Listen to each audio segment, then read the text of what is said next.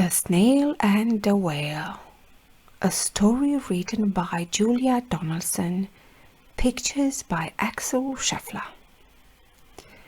This is the tale of a tiny snail and a big grey-blue humpback whale. This is a rock as black as soot, and this is a snail with an itchy foot. The sea snail slithered all over the rock and gazed at the sea and the ships in the dock. And as she gazed, she sniffed and sighed. "The sea is deep and the world is wide. How I long to sail," said the tiny snail. These are the other snails in the flock, who all stuck tight to the smooth black rock and said to the snail with the itchy foot, "Be quiet, don't wiggle, sit still, stay put."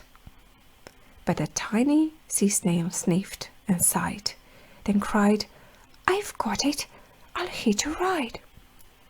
This is the trail of the tiny snail, a silvery trail that looped and curled and said, "Ride wanted around the world." This is the whale, who came one night when the tide was high and the stars were bright, a humpback whale immensely long, who sang to the snail a wonderful song of shimmering eyes and coral caves and shooting stars and enormous waves. And this is the tale of the humpback whale. He held it out of the starlit sea and said to the snail, "Come sail with me." And this is the sea, so wild and free, that carried the whale and the snail on his tail to towering icebergs and far-off lands, with fiery mountains and golden sands. These are the waves that arched and crashed and foamed and frolicked and sprayed and splashed the tiny snail on the tail of the whale. These are the caves beneath the waves, where colorful fish with feathery fins and sharks with hideous toothy grins swam past the whale and the snail on his tail. This is the sky, so vast and high, sometimes sunny and blue and warm, and sometimes filled with thunderstorm, with zigzag lightning flashing and frightening the tiny snail on the tail of the whale. And she gazed at the sky, the sea, the land, the waves and the caves and the golden sand. She gazed and gazed, amazed by it all, and said to the whale, "I feel so small." But then came the day the whale lost his way.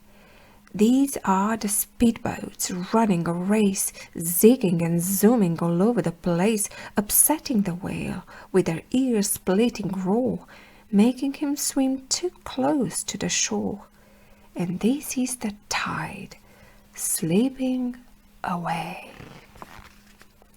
And this is the whale lying beached in a bay. "Quick, off the sand, back to sea," cried the snail. "I can't move on land, I'm too big," moaned the whale. The snail felt helpless and terribly small. Then, "I've got it," she cried and started to crawl. "I must not fail," said the tiny snail. This is the bell on the school in the bay, ringing the children in from their play. This is the teacher holding her chalk, telling the class, "Sit straight, don't talk." This is the board as black as soot, and this is the snail with the itchy foot. "A snail! A snail!" The teacher turns pale. "Look," say the children, "it's leaving a trail." This is the trail of the tiny snail, a silvery trail saying, "Save the whale." These are the children running from school, fetching the fireman, digging a pool, squirting and spraying to keep the whale cool. And this is the tide coming into the bay. These are the villagers shouting hooray as the whale and the snail travel safely away. Back to the dock and the flock on the rock, who said, "How time's flown, and haven't you grown?"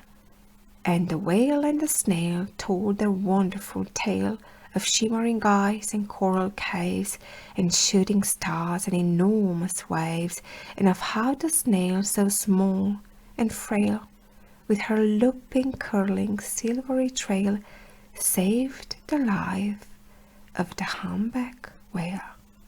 Then the humpback whale held out his tail, and on crawled snail after snail after snail. And they sang to the sea as they all set sail on the tail of the grey-blue humpback whale. The end.